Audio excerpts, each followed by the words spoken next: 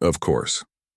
Below is part 1 of your story, written in simple, natural English with a human-centered tone, no policy-violating content, and no common modern character names.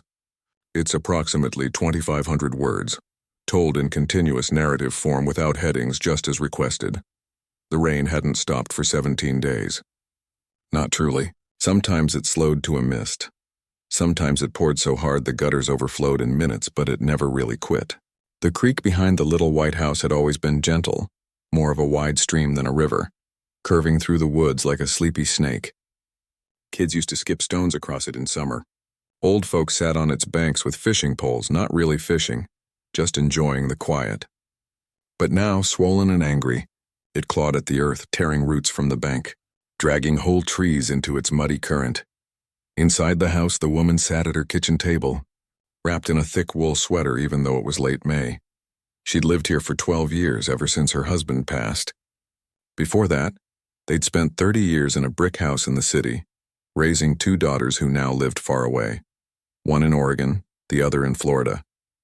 After he was gone, the city felt too loud, too full of memories that echoed in empty rooms. So she'd sold the brick house, bought this one with its creaky floors and wraparound porch, and settled into a slower kind of life. She liked the quiet, liked watching deer step lightly through the backyard at dusk, liked the way the morning light hit the old oak outside her bedroom window. She kept a small garden, tomatoes, green beans, a few herbs, and fed the stray cats that wandered by. She still drove her husband's old pickup, though it groaned when she started it and the passenger seat still held the dent from where he used to rest his boots. She never fixed it. Some things were better left as they were. Now, though, the quiet had turned heavy. The radio had been warning about flash flooding for days. The county had sent out alerts. She'd moved her photo albums and important papers to the top shelf in the hall closet. She'd unplugged the TV, stacked books on the dining table, dragged her favorite armchair onto the back porch just in case. She wasn't panicked. She'd lived through storms before, but something about this rain felt different. It didn't feel like weather. It felt like the land itself was grieving. By nightfall, the creek had crept into her yard. Not rushing, not violent yet, just spreading like spilled ink across the grass. She stood on the porch in her slippers, watching the water inch closer. The air smelled thick, wet earth, rotting leaves, something metallic underneath. She went inside, locked the door, and made a pot of tea she didn't really want. She sat by the window, sipping slowly, listening to the drumming on the roof. Around midnight, the power went out. The darkness wasn't total, the moon was full, casting a silver glow through the rain, but it felt deeper somehow. She lit a few candles, checked the flashlight batteries, and tried to read, but her mind wouldn't settle. Every creak of the house, every rustle outside made her look up. At 2 a.m. she heard it, a low, guttural roar like a train passing far off but growing louder by the second. She rushed to the front window. The yard was gone. In its place was a churning brown sea, swallowing the rose bushes, the garden shed, the tire swing her youngest granddaughter had loved. Water slapped against the porch steps. Then the steps themselves vanished under the surge. She grabbed her coat, her boots, and the canvas bag she'd packed with her documents, her husband's wedding ring, and a framed photo of the 2 of them on their 50th anniversary. She didn't bother with shoes, just shoved her feet into the boots and ran for the back door. But the water was already there too, swirling around the back porch, rising fast. She called 911. The line was busy.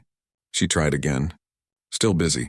She stood in the hallway, heart pounding, watching water seep under the front door like a slow, cold breath. Then it wasn't slow anymore. With a sudden crack, the pressure blew the door open and the flood rushed in. It wasn't like in the movies. There was no dramatic music, no slow-motion shots. Just cold, shocking force. The water knocked her off her feet, soaked her to the skin in seconds, and dragged her toward the living room. She grabbed the banister, pulled herself up, and stumbled toward the stairs. She made it halfway up before the current yanked at her legs again. Gasping, she crawled the rest of the way on hands and knees, dragging the canvas bag behind her. She huddled on the top step, shivering, listening to the house groan. Furniture floated past. Her coffee table, the armchair she'd dragged outside, now bobbing like a boat. Books from her shelves swirled in the murk, pages blooming open like dying flowers. Downstairs, something heavy crashed, the china cabinet probably. She closed her eyes and whispered her husband's name. Not in prayer, just to hear it in the chaos. The water kept rising. By dawn, it had reached the second-floor landing. She'd moved to the attic, pulling the access ladder up behind her. The space was cramped, hot, and smelled of dust and old insulation. She sat on an old trunk, knees drawn to her chest, watching daylight seep through the roof slats. Outside, the world was silent except for the sloshing below and the occasional creak of stressed wood. When the sun finally broke through the clouds, she saw the damage. Her yard was a lake. The road was gone. Neighbors' houses, some still standing, others reduced to piles of splintered wood, floated like broken toys. A red pickup truck upside down rested against what was left of the big oak tree. Smoke rose in the distance, maybe from a transformer, maybe from someone trying to start a fire. She stayed in the attic until mid-morning, too numb to move. Then she heard voices. Shouts, actually. Men in orange vests wading through the water, calling out to see if anyone was trapped. She pounded on the ceiling, yelled until her voice cracked. One of them spotted the attic vent, waved and signaled for a boat. It took 2 hours to get her down. They helped her into a rubber raft, wrapped her in a foil blanket, and rowed her to the high school gym, which had been turned into a shelter. Inside, it smelled of sweat, wet clothes, and disinfectant. Cots lined the basketball court. Volunteers handed out bottled water and granola bars. A nurse checked her vitals, gave her dry socks, and asked if she needed anything. She shook her head. Just tired. They gave her a cot near the bleachers. She lay down fully clothed, still clutching the canvas bag. Someone had tucked a stuffed bear under her pillow, probably meant for a child, but no one had claimed it. She held it anyway. It smelled like laundry soap and faintly of smoke. For 2 days, she barely spoke. She ate when food was offered, drank when her throat felt dry, but mostly she stared at the ceiling, replaying the flood in her mind. She thought about the books she'd lost. First editions her husband had collected, poetry volumes she'd taught from for years. She thought about the quilt her mother had stitched by hand, now probably tangled in debris miles downstream. She thought about the photograph of her daughters as little girls, grinning in matching sun hats, now nothing but pulp. On the third morning, a young woman with kind eyes and a clipboard sat beside her cot. "We're starting to process housing options," she said gently. "Do you have family nearby? Friends who can take you in?" The woman shook her head. "My girls are far, and I didn't really have neighbors I was close to. Just wave from the porch, you know?" The volunteer nodded. "Okay, we'll get you on the list for temporary housing. Might take a few weeks, though. The demand's high." She thanked her, but inside a quiet dread settled. Weeks, where would she go? She had some savings, but not enough for a hotel. And even if she found a place to stay, what then? Her house was gone. Not damaged, gone. The foundation was cracked, the walls collapsed. The county had already marked the lot as unsafe. She couldn't rebuild there, not after this. That afternoon, she walked outside for the first time since arriving. The sun was warm, almost cheerful, which felt wrong. She stood near the chain-link fence, watching volunteers unload boxes from a truck. A man in his 50s, lean and sun-browned, stood apart from the others. He wore worn jeans, a faded plaid shirt, and a hat pulled low over his eyes. He didn't talk much, just carried boxes with quiet efficiency. When he passed her, he nodded slightly, not in pity, just acknowledgement. She watched him for a while.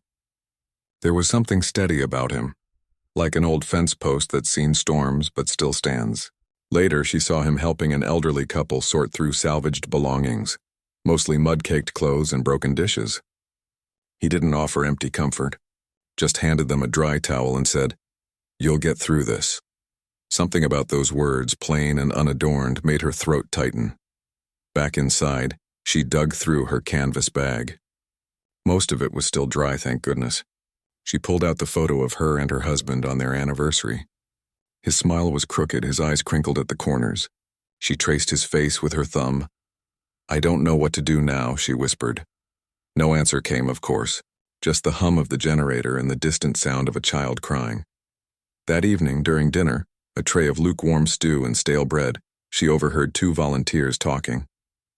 "Jory's heading back to Cedar Bluff tomorrow," one said. "Said he's got room if anyone needs a place." "Jory Kellum?" The other asked. "The Wrangler?" "Yeah, keeps to himself mostly, but he's solid. Offered to take in a few folks till things settle." She didn't say anything. Didn't ask. But later, as she lay on her cot, a name stuck in her mind. Jory. Cedar Bluff. She'd heard of the town, small, rural, known for its horse ranches and quiet ways.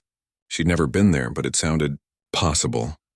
The next morning, she approached the volunteer coordinator. "I heard someone named Jory might have space," she said carefully.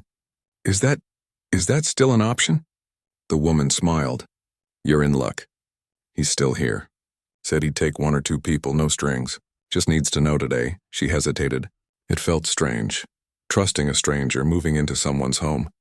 But what choice did she have? The alternative was weeks in a gymnasium or worse, sleeping in her truck. And something about the way that man carried himself, the quiet strength, the lack of fuss, made her think maybe, just maybe, it wouldn't be unbearable. "I'll go," she said. An hour later, she stood by the parking lot holding her canvas bag and the stuffed bear. The man, Jory, pulled up in an old blue pickup, its bed lined with hay and a saddle. He stepped out, nodded again, and opened the passenger door without a word. She climbed in. The cab smelled of leather, dust, and something faintly sweet, maybe hay or horse liniment. He didn't ask her name. She didn't offer it. They drove in silence out of town, past flooded fields and uprooted trees toward the hills in the distance. As they left the ruined town behind, she looked out the window.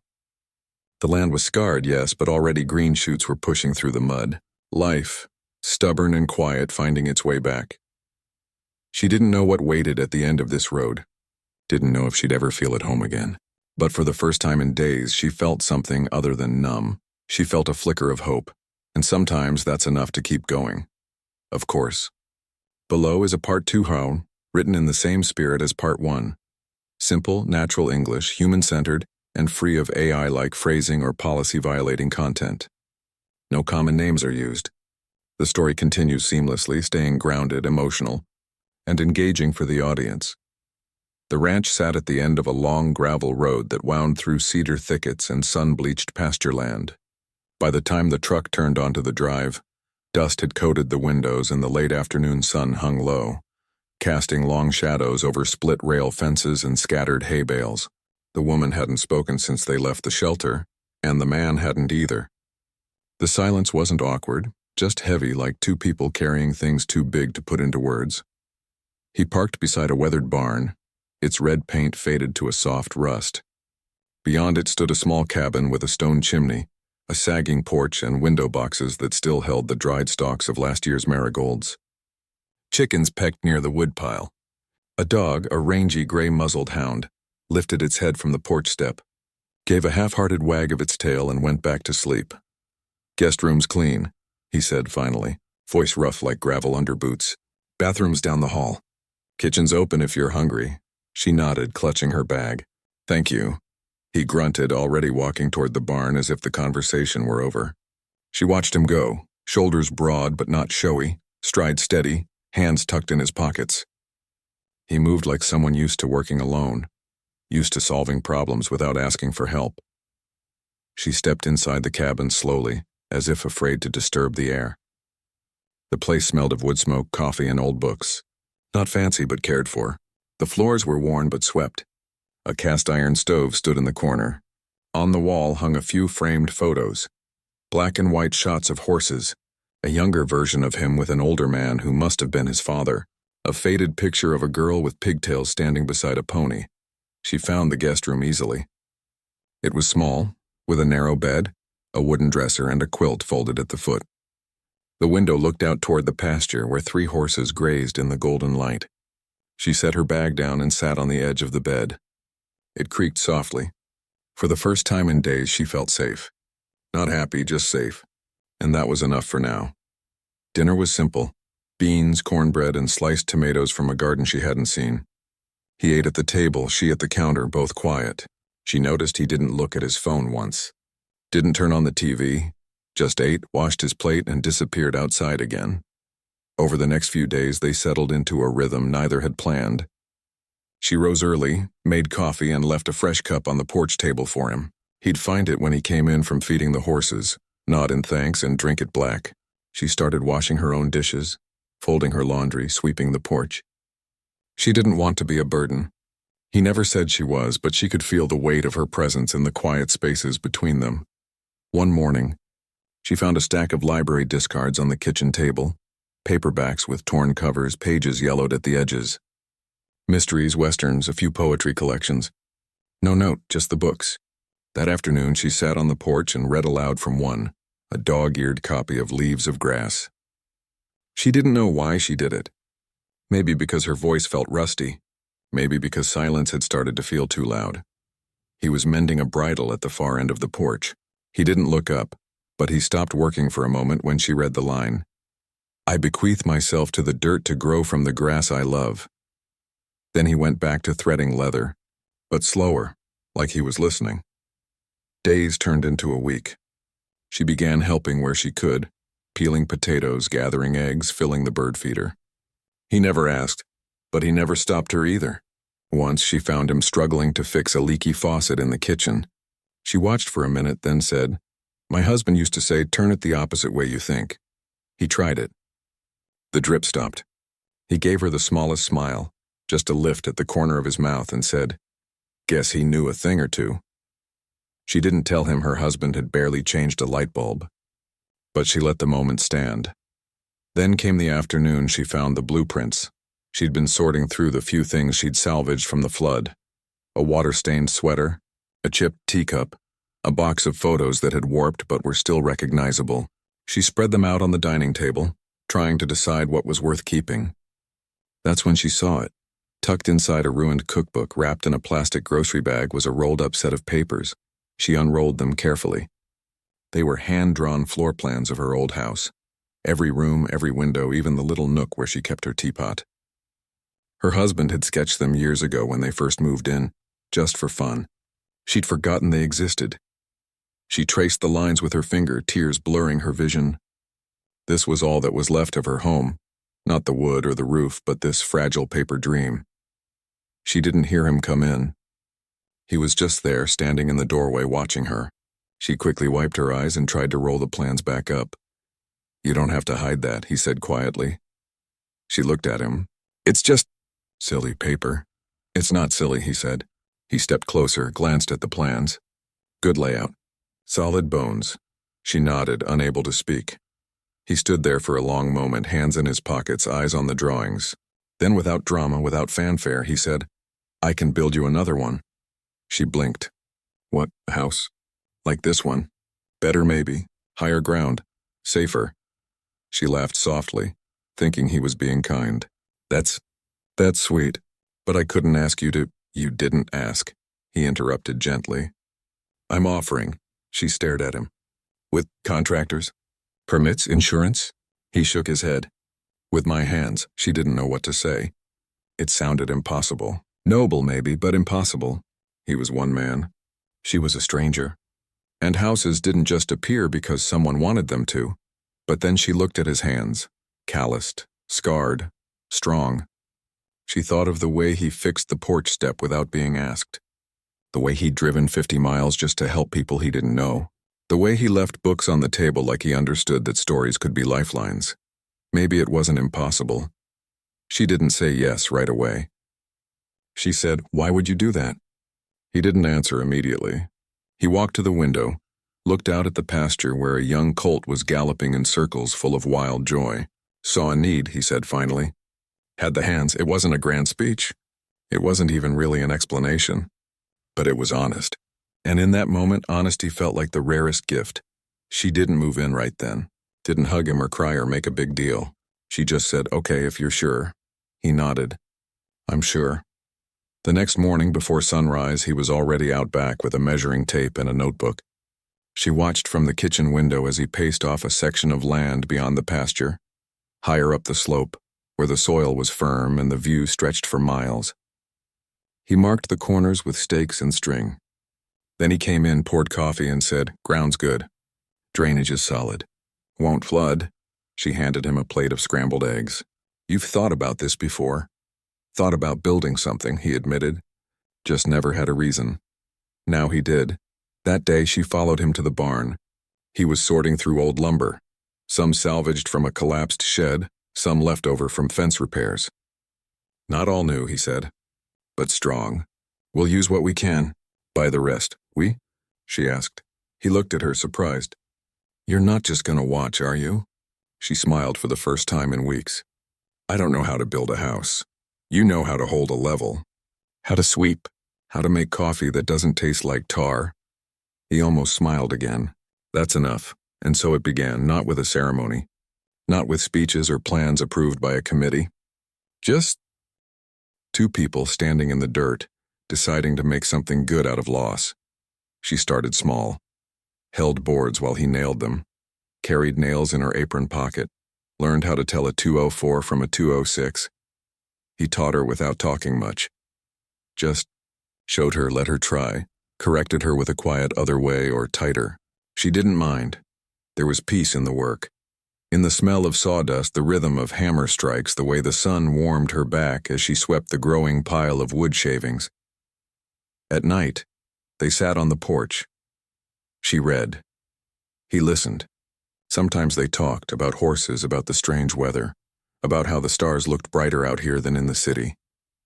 She told him about teaching poetry to kids who'd never held a book before. He told her about breaking his first wild Mustang at 16 and how the horse had trusted him before he trusted himself. They didn't talk about the flood, didn't talk about grief. But it was there, in the quiet spaces, in the way she sometimes paused mid-sentence, in the way he'd hand her a cup of tea without being asked. One evening, as fireflies blinked in the tall grass, she said, I never thanked you for taking me in. He looked at the horizon. Didn't do it for thanks. I know, she said, but I'm saying it anyway. He nodded, said nothing more. But that night, when she went to bed, she found a new book on her nightstand, the collected poems of Mary Oliver. On the inside cover, in rough handwriting, he'd written, For the woman who reads to horses.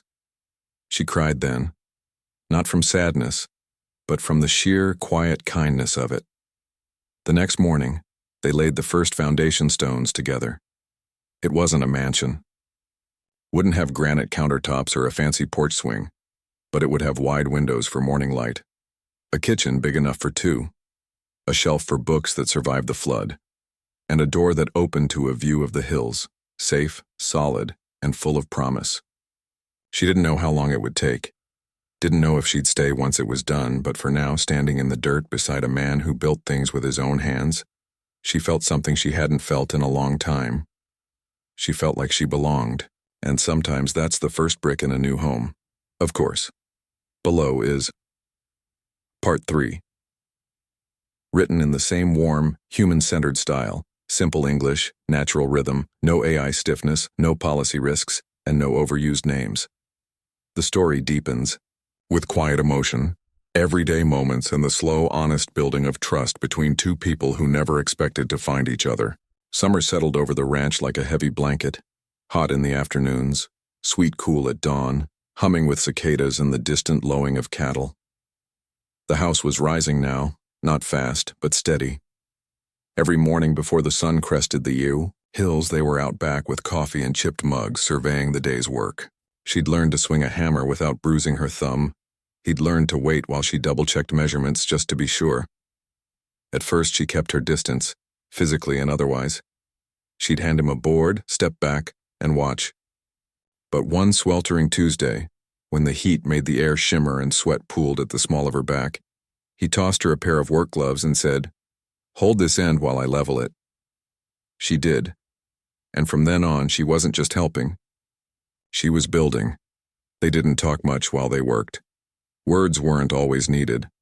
A nod meant good. A grunt meant try again. A shared glance over a crooked wall meant we'll fix it together. But in the quiet, things began to shift. She started bringing him lemonade in a mason jar with a sprig of mint from the garden she'd started near the chicken coop. He began leaving the truck keys on the hook by the door so she could drive into town for supplies without asking. One afternoon, while sanding the edge of a windowsill, she nicked her finger on a splinter. She hissed, sucked the blood, and kept working. He saw it, didn't say a word, just walked to the barn, came back with a tin of salve and a clean rag, and held them out. She took them, murmured thanks, and he went back to framing the kitchen wall. But later, She noticed he'd started pre-sanding every piece before handing it to her. Small things. Quiet things. But they added up. She'd never been a person who liked asking for help. Her whole life, she'd prided herself on being self-sufficient, raising kids alone after her husband got sick, fixing the furnace herself when the landlord wouldn't, driving cross-country just to prove she could. But here, with this man who spoke in actions more than words, she was learning that accepting help wasn't weakness. It was just another kind of strength. He, too, was changing. The ranch had been his fortress for years, walls built not of wood, but of silence. Neighbors knew him as the quiet Wrangler who waved from a distance but never came to potlucks or town meetings. Now he was sharing his mornings, his tools, even his stories, haltingly like he was pulling them from deep underground. One evening, as they sat on sawhorses eating beans from a pot over the fire pit, she asked about the girl in the photo, the one with pigtails and the pony. He stared into the flames for a long time, then softly, "My sister, Lila. She waited. Died when she was 19. Car wreck. Drunk driver." He poked the fire with a stick. "We were supposed to go to the county fair that night. She'd been saving up for a blue ribbon in showmanship. I told her to go ahead without me. I had a colt due to foal. She never made it past the bend on Route 9. The words hung in the air, raw and unpolished. She didn't offer empty comfort, didn't say, "I'm sorry," like it could fix anything. Instead, she said, "She looked happy in that picture." "She was," he said. "Always laughing, even when things were hard." They sat in silence after that, listening to the crackle of the fire and the soft whicker of horses in the dark. She thought about her own losses, the husband who'd held her hand through chemo, the house that held every memory of their life together, the quiet that followed when both were gone. Grief wasn't something you got over. It was something you learned to carry. The next morning, she brought him a thermos of coffee and a slice of peach pie she'd baked using fruit from the old tree near the barn. He ate it slowly, then said, "You didn't have to do that." "I know," she replied. "But I wanted to." And that was enough. As the weeks passed, the skeleton of the house became a shell, and the shell began to feel like a home. She chose the paint color, willow mist, a soft gray-green that looked like morning fog over the hills. He built the shelves extra deep because she mentioned her books needed room to breathe. She insisted on a wide back porch with room for 2 rocking chairs, even though neither of them owned one yet. They argued once, gently, about the kitchen sink. She wanted it under the window so she could watch the pasture while washing dishes. He worried about plumbing. In the end, he rerouted the pipes himself, muttering about foolish notions, but with a hint of a smile. One rainy afternoon, when the sky opened up and turned the worksite to mud, they took shelter in the barn. She sat on an upturned bucket, flipping through a catalog of light fixtures. He oiled a saddle, his movements slow and practiced. The rain drummed on the roof, steady and soothing. "Do you ever think about leaving?" she asked suddenly. He looked up. "This place?" "Yeah. After everything." He set the oil rag down. "Thought about it once, right after Lila. Packed a bag even. Got as far as the county line, then turned around." He shrugged. "Guess I couldn't leave the land that held her last footsteps." She nodded. "I get that." "You ever think about going back to the city?" he asked. She shook her head. "Too many ghosts in small spaces. Out here, the ghosts have room to wander." He smiled faintly. "Yeah, they do." That night, lightning lit up the sky in jagged streaks. Thunder rolled like distant hooves. She lay in bed, listening to the storm, and for the first time since the flood, she didn't flinch at the sound of rain. Because this time, the roof held, the walls stood, and she wasn't alone. By midsummer, the roof was on, not shingled yet but covered in heavy tarps that flapped in the wind like sails. They stood under it one evening, watching a storm roll in from the west, dark clouds boiling over the hills, wind bending the grass. "It'll hold," he said, more to himself than to her. "It already has," she replied. He looked at her, really looked, and for a moment something passed between them. Not romance, not exactly, but understanding. A recognition that they'd both been broken, and in helping each other rebuild, they'd started to heal. She didn't move into the new house when the walls were up. Not yet. She stayed in the guest room at the cabin, partly out of habit, partly because she wasn't ready to leave the quiet rhythm they'd built. But she spent her days in the new space, sweeping floors, wiping down windows, hanging curtains she'd sewn from old bedsheets. One morning she found him in the kitchen installing cabinets. He'd carved a small horse into the corner of one door, rough but unmistakable. She ran her fingers over it. For Lila, he said quietly. She loved horses more than people. She'd have liked this place, she said. He nodded. Yeah, she would have. They worked side by side all day, measuring, hammering, fitting pieces together like a puzzle only they understood. At sunset, they sat on the unfinished porch, sipping iced tea. The air smelled of pine and warm earth. Crickets began their evening song. You know, she said, I used to think home was a place, a house, a street, a mailbox with your name on it. What do you think now? He asked. She looked at him, at the lines around his eyes, the dirt on his boots, the quiet strength in his hands. Now I think home is what you build when you've got nothing left to lose, and someone who's willing to build it with you. He didn't answer right away, just watched the last light fade behind the hills. Then he said, We're not done yet. No, she agreed. But we're getting there. And in that moment, with the sky turning purple and the first stars blinking awake, it felt like they already had. The house wasn't finished. Not by a long shot, but something else was. Something deeper, quieter, stronger than wood and nails. It was the kind of thing that doesn't show up on blueprints but holds everything together just the same. Trust. And maybe, just maybe, the beginning of belonging. Of course, below is part 4. Written in the same warm human-centered voice. Simple words, natural rhythm, no AI stiffness, no policy risks, and no overused names.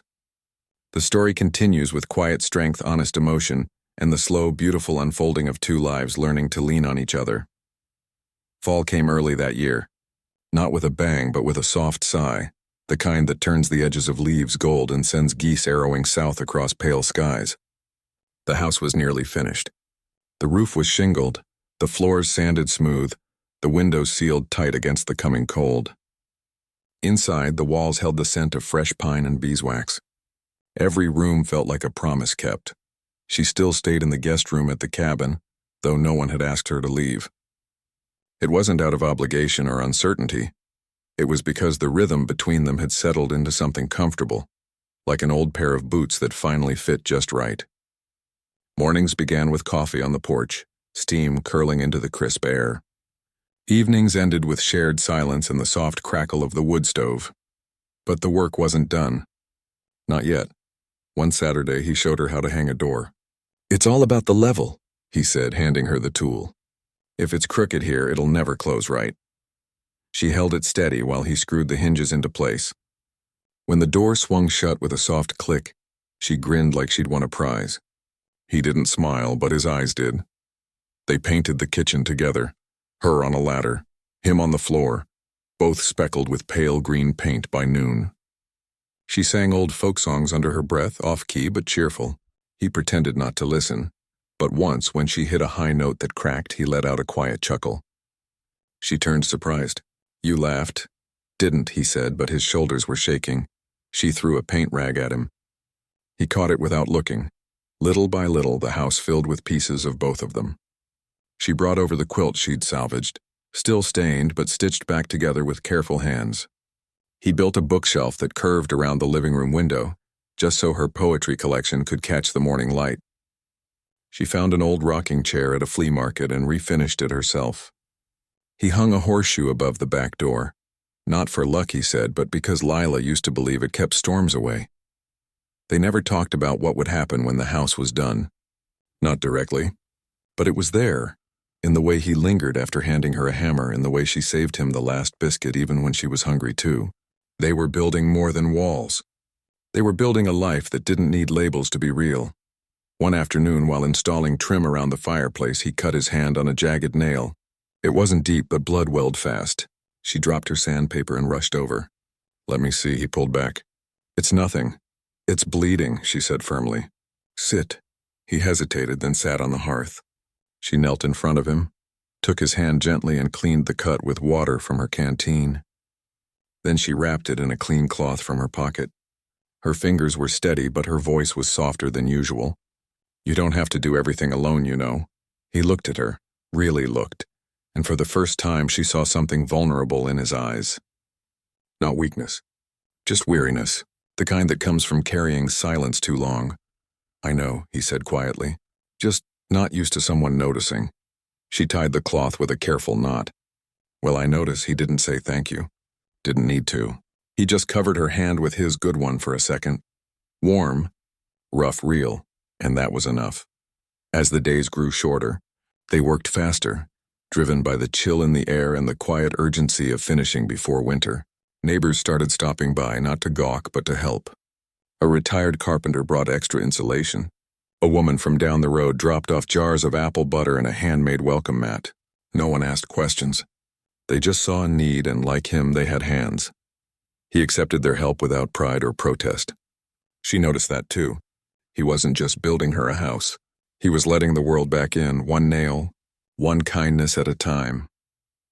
One evening, as they stood on the porch watching the sunset paint the hills in shades of amber and rose, she said, "You know, I used to think kindness was grand gestures, flowers, fancy dinners, big declarations, and now?" he asked. "Now I think it's showing up, day after day, even when it's hard, even when no one's watching." She looked at him, "Like you did." He shifted, uncomfortable with praise. "Just did what needed doing?"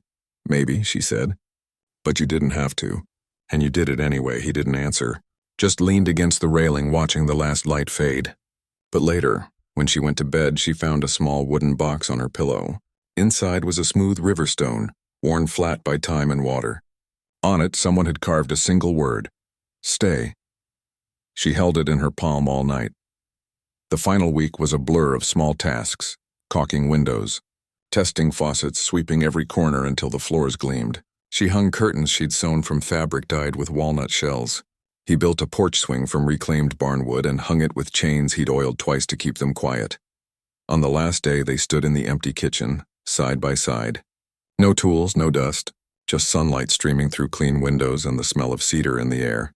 "It's done," she said, voice barely above a whisper. He nodded. "Yeah," she turned to him. "Thank you for all of it." He shook his head. "You helped build it. It's yours. But you gave me the chance," she said, "when I had nothing." He looked at her for a long moment. Then slowly he reached into his pocket and pulled out a key tied with twine. "Front door," he said, handing it to her. "Fits smooth. No sticking." She took it. The metal was warm from his hand.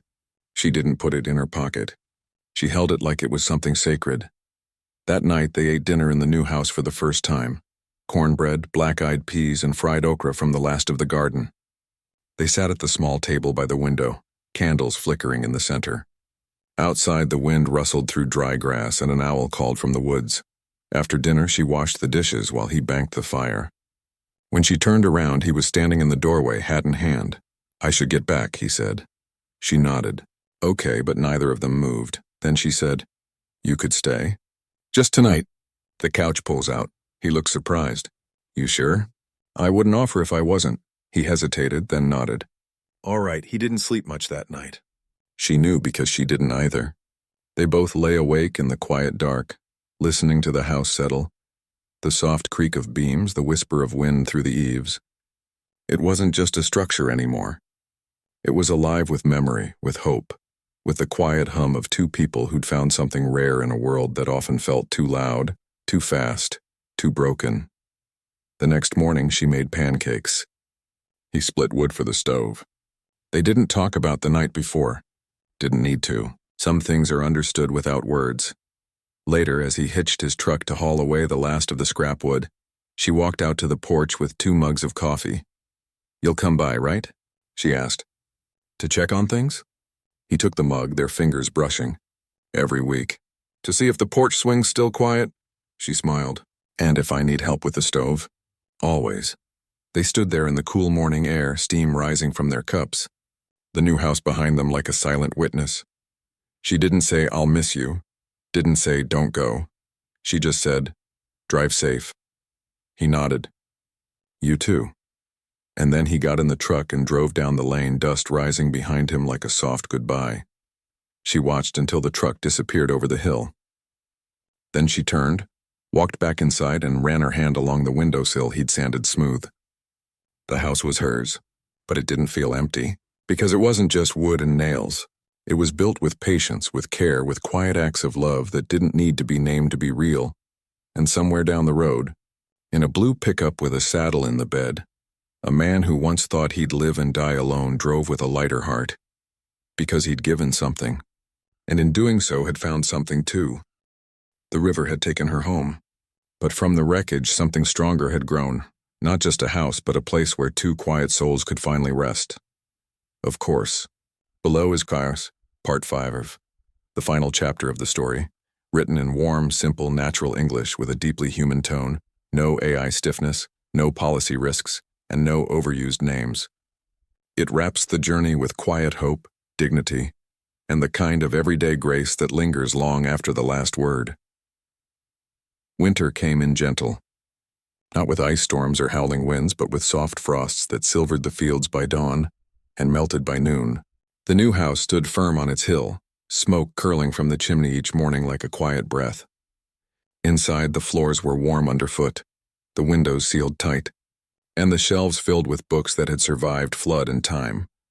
She moved in slowly, not all at once, but piece by piece, like she was learning to trust the space.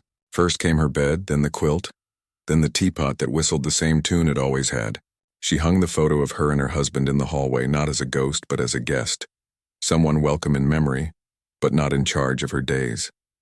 For a while, she lived alone. Not lonely exactly, but solitary. She cooked for one, read by the fire, watched the deer come to the edge of the woods at dusk. She kept the porch swing clean, even though no one used it but her. Every Sunday she baked a pie, apple, peach, sometimes pecan, and left it on the back seat of her old truck, still parked at the ranch down the road. He never asked why she did it. Never said a word about the pies. But each Monday morning the truck would be empty, and the pie plate would be washed and left on the porch step. That was their rhythm now. Not living together, not apart. Something in between, something that didn't need a name to be real. Then came the snow. Not much. Just enough to dust the hills white and turn the creek into a slow, glassy ribbon. She woke to silence so deep it felt holy. She made coffee, wrapped herself in a thick shawl, and stepped onto the porch. The world was still. Even the birds were quiet. An hour later, she heard the crunch of tires on gravel.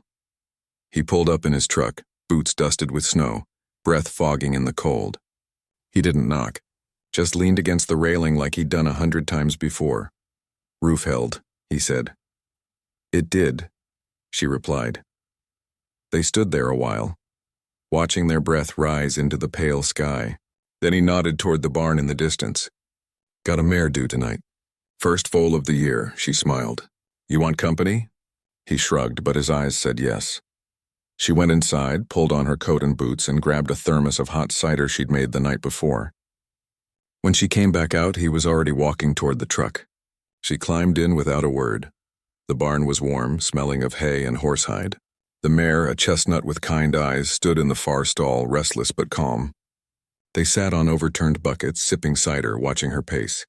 "She's nervous," she whispered. "All mothers are," he said. They didn't talk much after that, just waited. And in the quiet, something settled between them. Not expectation, not pressure, just presence. Like two trees growing near each other, roots touching underground but branches free to reach the sky. Around midnight, the foal came, wet, wobbly, perfect. It stood within the hour, nuzzling its mother with clumsy affection. She wiped tears from her eyes and didn't bother hiding them. "He's beautiful," she said. "Yeah," he agreed, strong. They stayed until the mare and foal were settled, then walked back to the truck under a sky full of stars. The snow had stopped. The world felt new. On the drive home, she said, "You know, I was thinking. The guest room at the cabin, it's been empty all winter. He kept his eyes on the road. It has. I could help with the falls. In the spring. If you need an extra pair of hands. He didn't answer right away. Just turned onto her lane, pulled up to her porch, and cut the engine. Then he looked at her, really looked, and said, "I've always needed an extra pair of hands. Just never knew it till you showed up." Her throat tightened. She nodded. He didn't ask her to move back.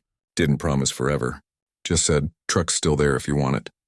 "I do," she said, and that was that. She didn't pack a bag that night.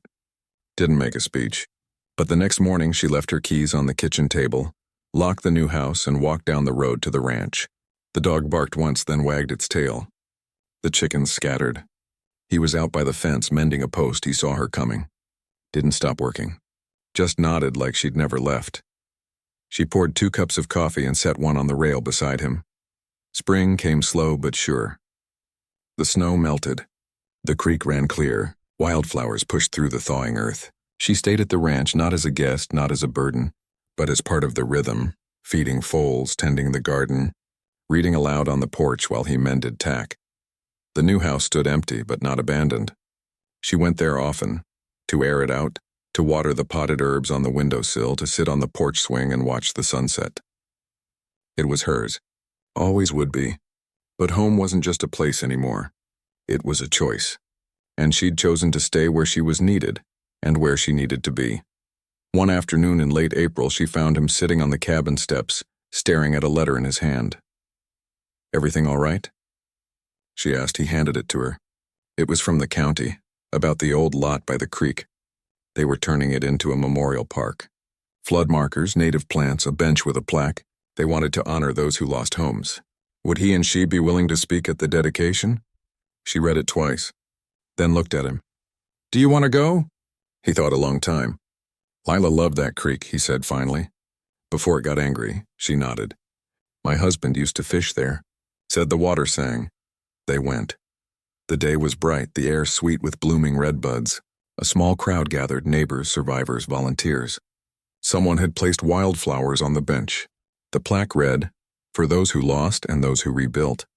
They didn't give speeches, just stood together, hands in pockets, watching the water flow calm and clear over smooth stones. Afterward, a little girl ran up to her holding a drawing of a house with a red roof and 2 people on the porch.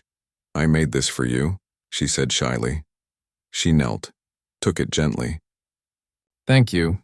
It's perfect." The girl grinned and ran back to her mother. He watched her fold the drawing and tuck it into her coat. "You kept it?" "Of course I did," she said. On the drive home, they didn't talk about the past. Didn't talk about loss. They talked about the foal's crooked tail, the late frost threatening the peach blossoms, whether the old radio in the barn could be fixed. Ordinary things. Beautiful things. By summer, the ranch was alive, green fields, fat calves, the smell of hay drying in the sun. She planted marigolds in the window boxes, just like the ones that used to grow at the cabin. He built a new fence, stronger this time, with extra posts just in case. One evening, as fireflies blinked in the tall grass, she said, "You ever think about how strange it is? That a flood could lead to this?" He looked at her, really looked, and for the first time he smiled fully. Not a flicker, not a half lift. A real quiet smile that reached his eyes. "Not strange," he said. "Just right." She leaned back in her chair, watching the stars come out one by one. The river still flowed nearby, but this time the foundation was strong. And so were they, not because they'd escaped the storm, but because they'd learned to build something beautiful from the wreckage. And sometimes that's the truest kind of home there is.